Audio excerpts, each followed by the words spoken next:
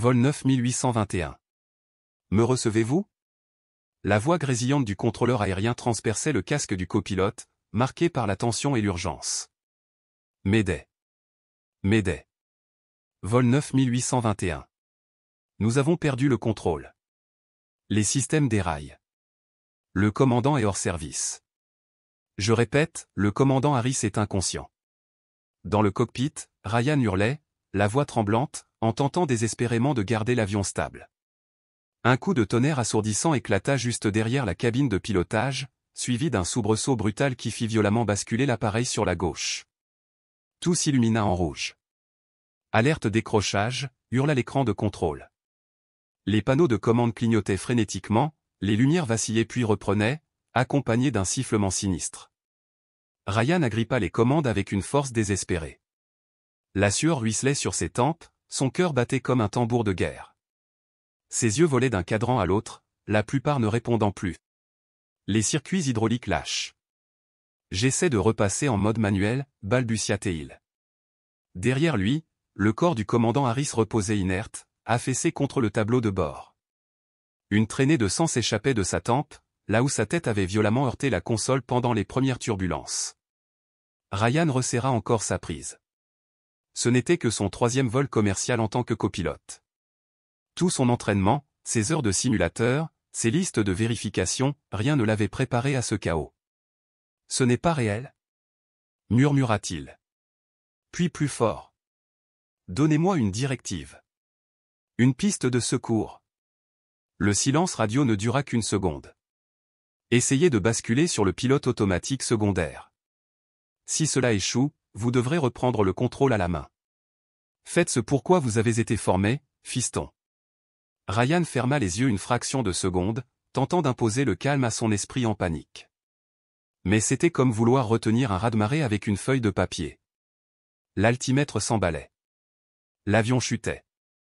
15 000 pieds en baisse. Dans la cabine, c'était la panique. Des passagers hurlaient. Certains priaient, d'autres s'agrippaient à leurs proches ou à leur siège. Des valises avaient jailli des coffres à bagages.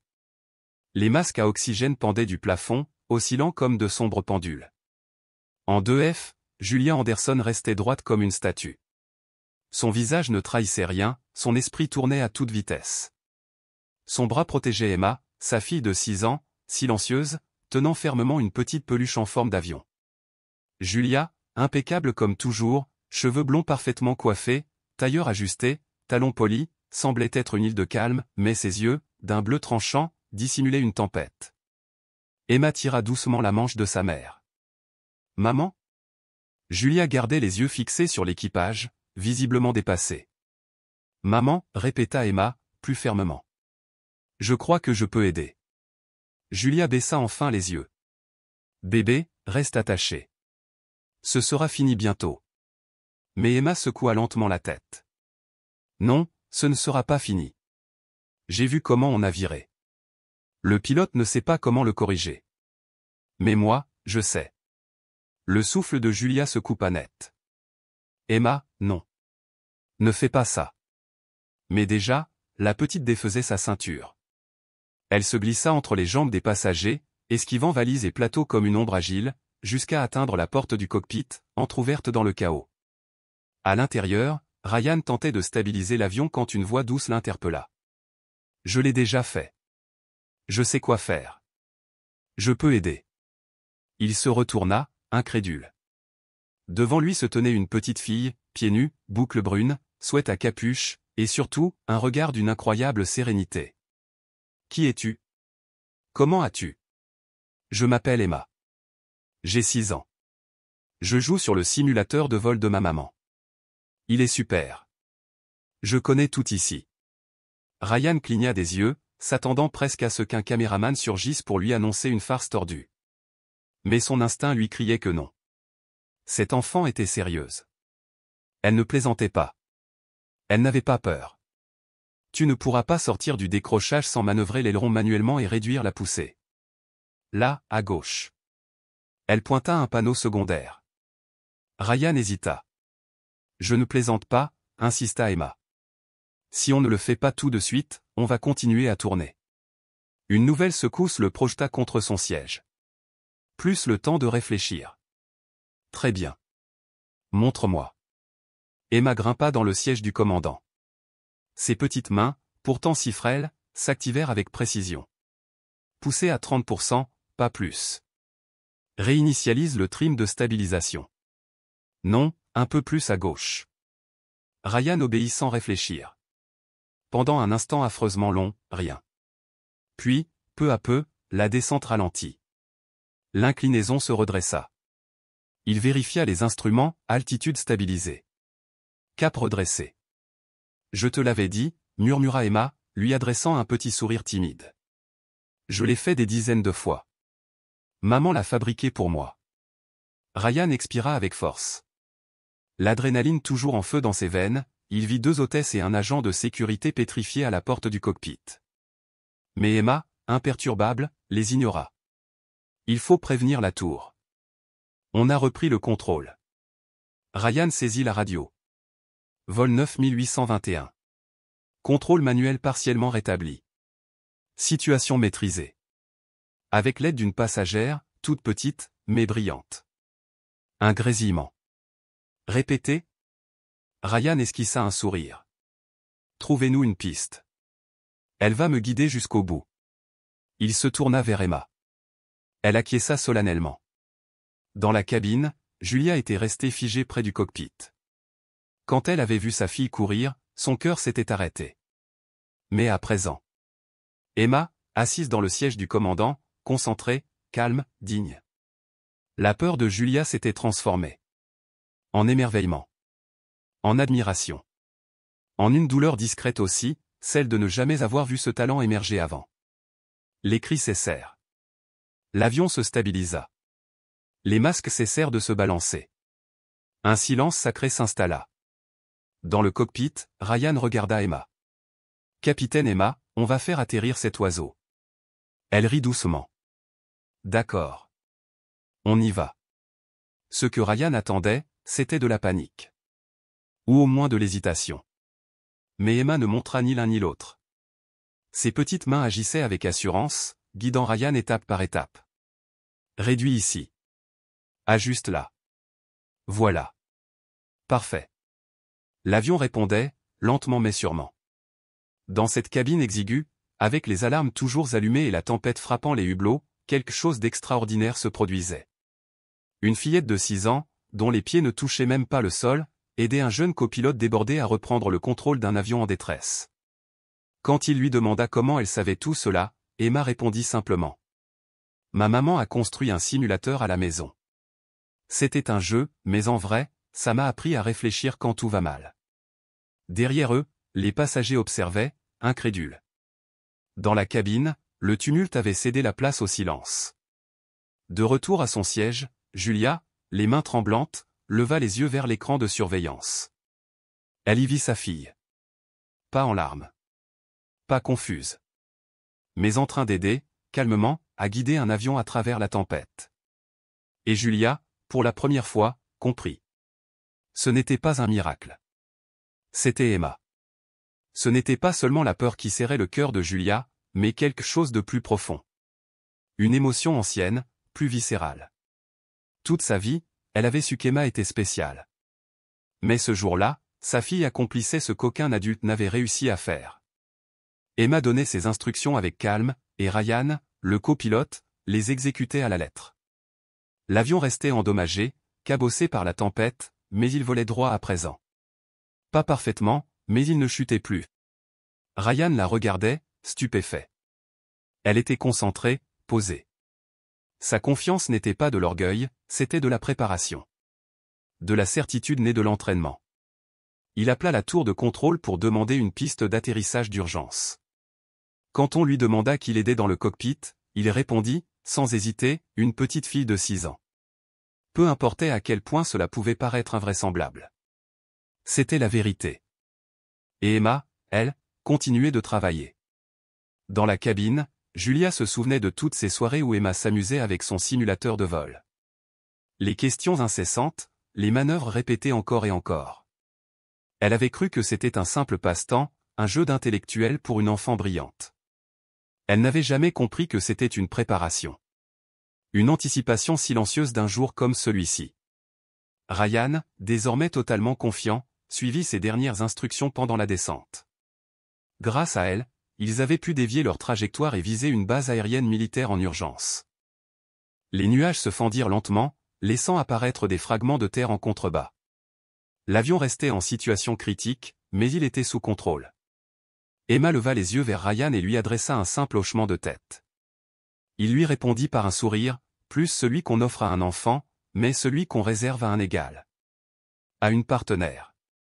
Dans ce cockpit suspendu au-dessus du monde, une force plus puissante que la peur régnait désormais. La confiance. Dans la cabine, Julia porta une main à sa poitrine. Une larme roula sur sa joue. Sa fille pilotait un avion. Et l'homme assis à côté d'elle ne reprenait pas les commandes. Il la laissait diriger. Ce n'était plus de la peur qu'elle ressentait, mais de la fierté. Et un éclat timide, mais vibrant, d'un sentiment oublié, l'espoir.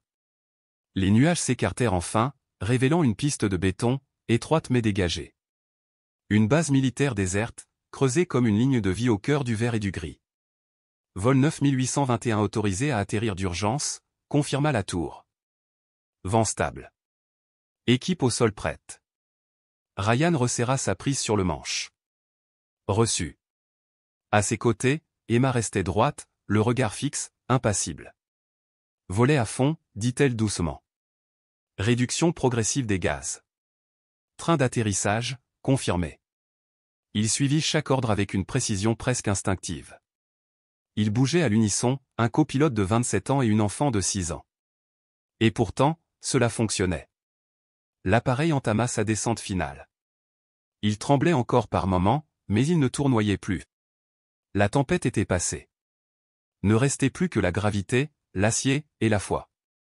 Correction gauche, 2 degrés, indiqua Emma. On dérive. Ryan ajusta. La piste se rapprochait, immense, écrasante. Dans la cabine, les passagers agrippaient leurs accoudoirs. Certains priaient. D'autres, figés, ne faisaient plus un bruit. Julia, elle, se tenait debout près de l'entrée du cockpit, incapable de respirer. Son regard ne quittait pas l'écran qui montrait sa fille. Ses petites mains tendues au-dessus des commandes. Puis, le choc. Les roues touchèrent le sol dans un soubresaut, une glissade, un instant suspendu. Et soudain, la stabilité. L'avion roulait sur la piste, ralentissant régulièrement. Silence. Puis des cris. Des applaudissements, des sanglots, des rires nerveux. Une explosion de soulagement dans la cabine. Ryan expira brusquement. Ses mains tremblaient. Emma se tourna vers lui, on l'a fait.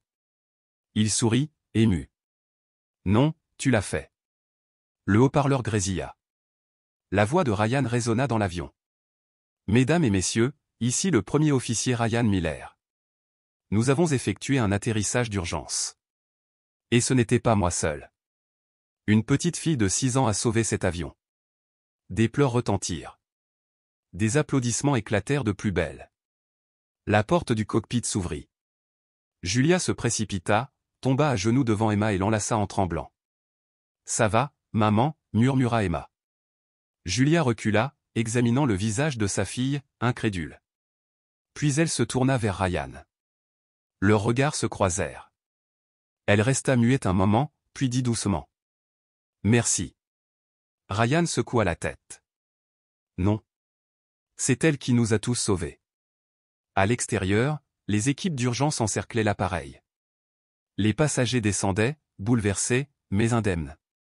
Les caméras cliquetaient, les téléphones filmaient. Un homme pointa le cockpit. « C'est cette gamine. C'est elle qui pilotait. Elle nous a sauvés. » Les murmures gonflèrent, l'étonnement se mua en émerveillement. Ryan s'éloigna du tumulte alors que Julia tenait toujours Emma par la main. Elle marchait lentement vers la sortie. Emma se retourna une dernière fois et lui fit un petit signe. Il leva 2 doigts en guise de salut, le cœur plein. L'histoire venait de s'écrire. La base s'était apaisée dans un bourdonnement discret. Les gyrophares clignotaient encore au loin.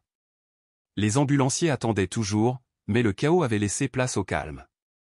Les passagers étaient en sécurité. La presse, pour l'instant, tenue à distance. Ryan descendit de l'avion, esquivant les caméras, ignorant les flashs. Il n'avait qu'un seul but. Revoir cette petite fille. Il l'est aperçue près de l'entrée du terminal. Julia, droite dans un blazer crème impeccable, les cheveux tirés en arrière, le visage de marbre. À ses côtés, Emma, assise sur un banc, buvait de l'eau, les jambes pendantes, toujours vêtue de son sweat gris et de son bracelet scintillant, un petit avion en peluche serré dans sa main. « Excusez-moi » dit Ryan en s'approchant doucement. Julia se retourna, les yeux plissés. Pas de reconnaissance, mais une évaluation. Un regard de mère, méfiante, forgé par les épreuves. « Vous êtes le copilote » dit-elle d'un ton neutre. « Oui » répondit-il. Ryan Miller. Un silence. La tension flottait entre eux. Julia croisa les bras. « Vous venez faire une autre déclaration » Il secoua la tête. « Non. Je voulais juste dire quelque chose à votre fille. Et à vous. » Elle ne bougea pas, mais se raidit légèrement. « Elle est fatiguée. Je ne resterai pas longtemps. » Julia jeta un œil vers Emma, qui avait déjà levé la tête et souriait. « Ryan » cria-t-elle en sautant du banc pour courir vers lui. Elle l'enlaça sans hésitation. Il se pencha pour lui rendre son étreinte. « Je savais que tu viendrais » dit-elle dans son épaule. Il sourit. « Je t'ai dit qu'on revolerait un jour. » Quand ils se séparèrent, Emma retourna auprès de sa mère. Le visage de Julia était illisible, mais elle ne la repoussa pas. Ryan se tourna vers elle. « Je ne suis pas ici pour réclamer du mérite. Je voulais juste que vous sachiez. Je n'ai pas sauvé cet avion. Votre fille l'a fait. » Julia cligna des yeux. Elle m'a dit quoi faire. J'étais juste ses mains. J'ai suivi son instinct. Cette sérénité, cette certitude. Je ne l'ai jamais vue chez un adulte. Julia l'observa longuement. Ses yeux brillaient d'un éclat indéchiffrable. Elle ouvrit la bouche, la referma. Son regard se tourna vers Emma, qui s'amusait maintenant à examiner des brins d'herbe. « Pas de caméra » demanda Julia. Il secoua la tête. « Ce n'est pas mon genre. »« Et vous ne voulez pas de reconnaissance ?» Ryan sourit, presque tristement. « Elle ne me revient pas. » Les lèvres de Julia s'entr'ouvrirent. Une faille. Pour la première fois, elle le regarda vraiment. Pas à travers un mur. Pas avec distance. Avec humanité. « Je ne connais pas beaucoup d'hommes qui diraient ça » murmura-t-elle. « Je ne suis pas comme la plupart des hommes » répondit-il simplement. Un silence se fit. Mais ce silence-là n'était plus tendu. Il était doux, plein de possibles.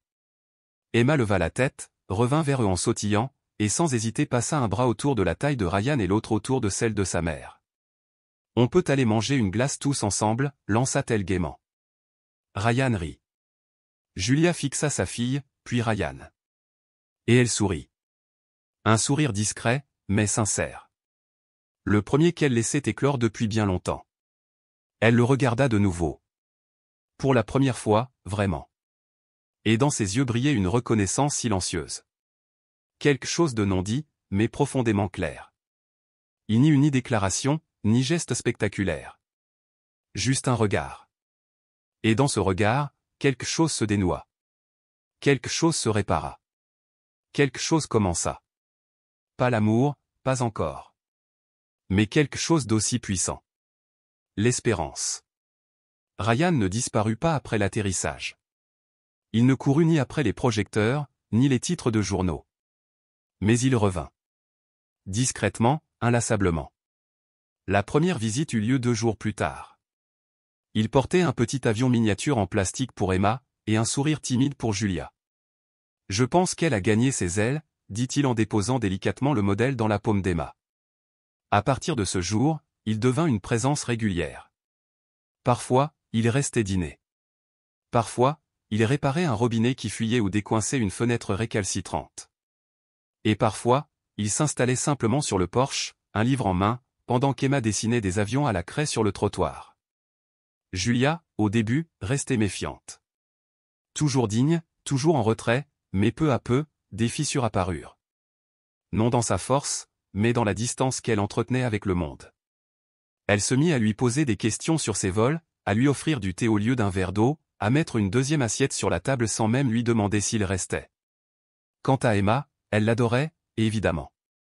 Il lui lisait des histoires le soir, l'aidait à assembler des constructions Lego complexes, et avait même fabriqué un simulateur de vol avec du carton et des écrans de tablette juste pour la faire rire. Un soir, après qu'Emma se fût endormie, Julia resta accoudée à l'îlot de la cuisine, un verre de vin à la main. Ses doigts traçaient nerveusement le bord du verre. « Tu sais, dit-elle soudain, je n'ai pas toujours été aussi froide. » Ryan leva les yeux depuis l'évier, une assiette dans les mains. « Je ne pense pas que tu sois froide. » Julia esquissa un sourire fatigué. La plupart des gens le pensent. Après le divorce, après avoir vendu la boîte, j'ai érigé des murs. C'était plus simple. Plus sûr. Il acquiesça, sans l'interrompre. Mon exemple était brillant, charismatique, et très doué pour mentir. Il m'a fait croire que j'étais trop ambitieuse. Trop intense. Alors il est parti. Emma avait 2 ans. Ryan s'appuya contre le plan de travail, les bras croisés, attentif, sans jugement. Je me suis convaincu que l'amour était une distraction. Que bâtir quelque chose, n'importe quoi, valait mieux que de faire confiance à nouveau. On dirait que tu construisais une protection, pas seulement du succès, murmura Ryan. Elle croisa son regard. Peut-être. Et puis tu es arrivé, avec ton silence, et tes petits avions ridicules. Il sourit doucement, presque coupable. Ce soir-là, elle ne l'accompagna pas jusqu'à la porte. Elle le laissa simplement rester. Un autre soir, Julia rentra d'une réunion interminable. Talon à la main, le visage marqué par l'épuisement, elle s'affala sur le canapé et ferma les yeux. Ryan, déjà dans la cuisine, ne dit rien. Il finit de faire la vaisselle en silence, essuya les plans de travail, ramassa les jouets éparpillés sur le sol du salon. Puis, il trouva une couverture, la déposa délicatement sur Julia, et monta sur la pointe des pieds dans la chambre d'Emma. La fillette était éveillée. Une histoire, chuchota-t-elle. Ryan sourit, s'agenouilla à côté de son lit, et prit le livre corné qu'elle avait laissé sur l'oreiller.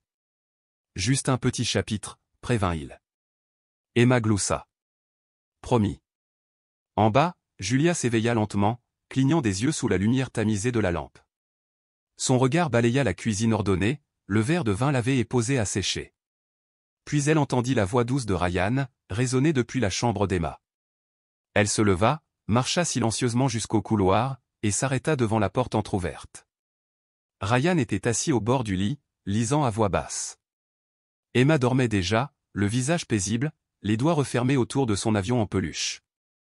Il referma le livre, se leva doucement, et se retourna pour partir. Julia se tenait là, juste derrière la porte. Il s'immobilisa. Elle ne dit rien. Elle avança lentement et posa une main sur son bras. Ses yeux brillaient, non de peur ni de doute, mais de quelque chose de plus profond. De gratitude. De paix. Des larmes silencieuses et inattendues roulèrent sur ses joues. Honteuse, elle baissa les yeux. Mais Ryan tendit doucement la main et essuya une larme du bout du pouce. Il ne l'enlaça pas. Ne l'embrassa pas. Il resta simplement là. Présent. Là où elle avait besoin qu'il soit. Et dans ce silence, quelque chose changea. Pas par des mots. Pas par des gestes éclatants. Mais par une présence. Une présence calme, constante. De celle qui reste. Puis l'histoire explosa. En quelques heures, les vidéos de l'intérieur de la cabine envahirent toutes les plateformes. Les passagers racontaient une enfant dans le cockpit. Les titres affichaient les mots « miracle »,« héroïne enfantine »,« impossible ». Le nom d'Emma devint viral. En moins d'1 jour, elle était en tête des tendances. Les hashtags Capitaine Emma et #Fillette sauve un vol inondaient les réseaux. Le monde était ému, émerveillé, inspiré. Puis, l'admiration céda place au doute. Une enfant a piloté un avion? Est-ce du courage, ou de la négligence parentale? Où étaient les adultes? Peu à peu, les questions se firent plus acérées. Des experts en aviation remettaient la sécurité en cause. Des mèmes ridiculisaient la compagnie aérienne. Des internautes anonymes criaient « Elle a 6 ans ». 6. Quel genre de mère permet ça? Julia lut tout. Chaque article, chaque commentaire cruel. D'abord, elle tenta d'ignorer. De rester fière de sa fille. De la serrer fort et de croire que le monde comprendrait. Mais cela ne s'arrêta pas. Les camions de presse encerclaient leur rue. Julia dut retirer Emma de l'école après que des camarades eurent répété les accusations vues en ligne. Des paparazzis se postaient en face de la maison. Les questions fusaient. Pas sur l'atterrissage. Mais sur elle. Sa façon d'élever sa fille. Un matin, Julia trouva Emma recroquevillée sur le canapé, l'avion en peluche serré contre elle. « Maman » murmura-t-elle. « Est-ce que j'ai fait quelque chose de mal ?» Julia se figea. « Non, mon ange » dit-elle en courant vers elle. « Non, jamais. Tu as été incroyable. » La voix d'Emma tremblait. « Alors pourquoi ils sont fâchés ?» Julia n'avait pas de réponse. Ce soir-là, après avoir couché sa fille, Julia explosa. La tempête qu'elle contenait depuis des jours éclata enfin. « Tu aurais dû l'en empêcher » hurla-t-elle à Ryan dans la cuisine. Sa voix tremblait de douleur. « C'est une enfant, Ryan. Elle n'aurait jamais dû être dans ce cockpit. » Il resta calme. Le visage pâle, mais posé. « Elle a demandé à aider » dit-il simplement. Et elle a aidé. Elle a 6 ans. Et elle a sauvé des vies. Julia secoua la tête, reculant. Et maintenant elle se fait déchiqueter. On la blâme. Moi aussi. Nous deux. Tu réalises au moins. Je sais, répondit-il. Et je suis désolé. Je n'imaginais pas que ça prendrait cette ampleur. C'est ma petite fille, dit Julia, la voix brisée. Ma toute petite fille. Je sais. Emma était en haut des escaliers. Elle avait tout entendu. Sans un bruit, elle retourna dans sa chambre et pleura. Le lendemain, Ryan quitta la maison. Non par colère. Par nécessité. Il appela un ami journaliste de son ancienne école d'aviation. Puis il se rendit à une interview en direct. Il affronta les caméras. On s'attendait à des dénégations, des pirouettes, des justifications. Mais Ryan fixa l'objectif et dit, d'une voix calme et assurée. Elle n'a pas piloté un avion. Elle ne l'a pas fait seule. C'était une enfant qui s'était entraînée seule sur un simulateur que sa mère avait construit. Elle s'est souvenue, sous pression, de ce qu'aucun adulte ne parvenait à retrouver. Elle a utilisé son intelligence, sa voix et son cœur pour aider. Ce n'est pas de la mise en danger. C'est du courage. Il marqua une pause. Et sa mère n'est ni imprudente ni absente. Elle est brillante. Elle a élevé sa fille pour qu'elle réfléchisse, qu'elle parle, qu'elle garde son calme, qu'elle croit qu'elle peut être utile. N'est-ce pas ce que nous souhaitons pour nos enfants ? Un silence tomba sur le plateau. 1 heure plus tard, l'extrait était partout. Et enfin, les gens commencèrent à écouter. Le récit changea encore une fois, mais cette fois-ci dans le bon sens. Les éloges revinrent, non seulement pour Emma, mais aussi pour Julia. Ce soir-là, une simple phrase fit le tour du monde, « Merci, Julia ». Ryan ne l'appela pas. Il n'en eut pas besoin. Seule, dans sa cuisine, un verre de vin encore plein à ses côtés, elle découvrit d'elle-même la vidéo. Les mots qu'il avait prononcés touchèrent une corde bien plus profonde que n'importe quelle excuse. Elle referma doucement l'ordinateur portable, resta là un moment en silence, immobile, jusqu'à ce qu'un frémissement intérieur fît sur quelque chose en elle. Quelque chose se ramollit. Quelque chose céda. Emma passa timidement la tête autour de l'encoignure de la porte. « Maman ?» Julia se retourna, s'agenouilla et l'enlaça avec force. « Tu avais raison » murmura-t-elle à sa fille. « Tu as toujours eu raison. Tu as tout fait comme il fallait. » Ce soir-là, Julia s'installa sur le porche, les yeux perdus dans l'obscurité, jusqu'à ce que 2 phares découpent la nuit. Ryan descendit de la voiture, incertain. Elle s'avança lentement vers lui, s'arrêta à quelques pas, leva les yeux. « Tu n'étais pas obligé de dire tout ça, » dit-elle. « Je sais, » répondit-il. « Mais tu le pensais. » Chaque mot. Elle tendit la main, attrapa la sienne. Cette fois, elle ne la lâcha pas. Les semaines qui suivirent furent plus calmes. La tempête médiatique qui avait tout englouti se dissipa peu à peu. D'autres histoires prirent le devant de la scène, scandales politiques, drames de célébrités, une tempête de neige historique. Le monde continuait de tourner, comme toujours. Pour Julia, Ryan et Emma, la vie reprit une allure familière. Emma retourna à l'école. Julia se replongea dans son travail. Ryan venait quand il pouvait, moins souvent, mais assez pour être présent. Il apportait des maquettes à monter, cuisinait avec Julia le samedi, réparait les petites choses sans qu'on lui demande. Et puis, la nouvelle tomba, Ryan allait être muté. Une nouvelle route, internationale cette fois, avec des vols longs, des horaires à travers les fuseaux horaires, des mois d'absence. Un type de promotion qui ferait rêver n'importe quel jeune pilote. Il envoya un simple texto à Julia, « Je pars dans 5 jours. Je passerai avant de partir. » Elle lut le message 3 fois, le posa sur le comptoir. Elle ne réagit pas. Ses mains ne tremblèrent pas. Mais quelque chose dans sa poitrine se serra. Elle ne répondit pas tout de suite. La veille de son départ, ils s'assirent tous deux sur le porche. L'air était vif, les étoiles parsemées comme des confettis.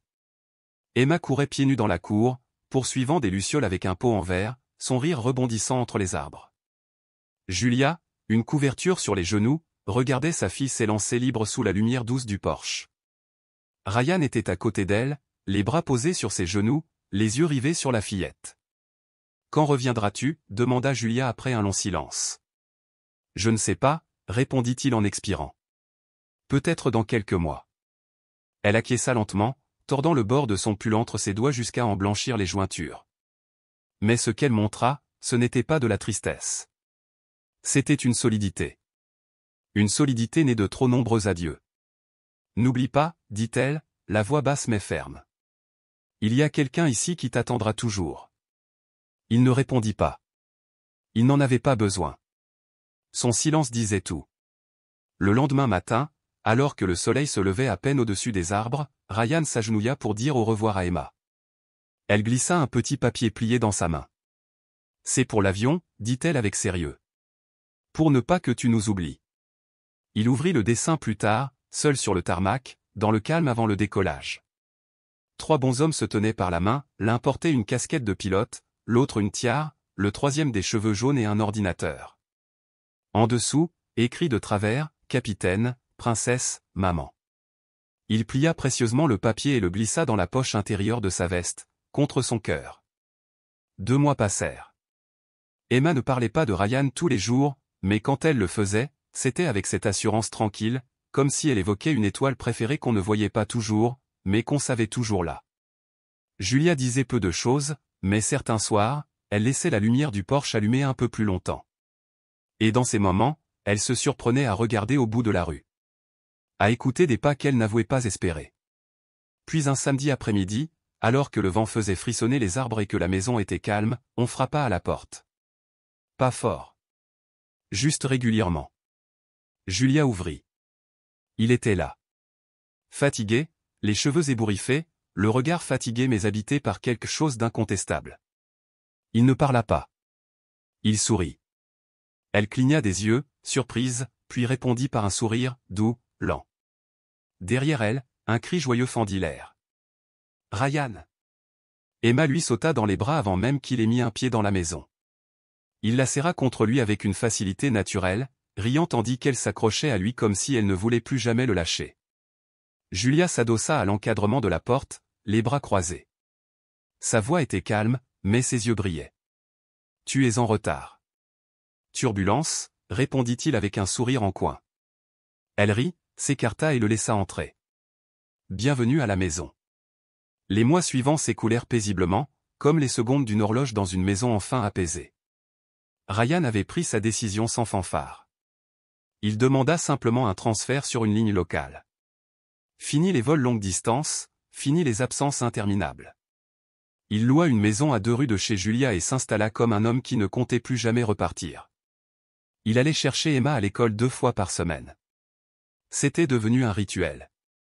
Devinette d'aviation sur le chemin du retour, croque-monsieur le mercredi, pliage d'avion en papier le dimanche.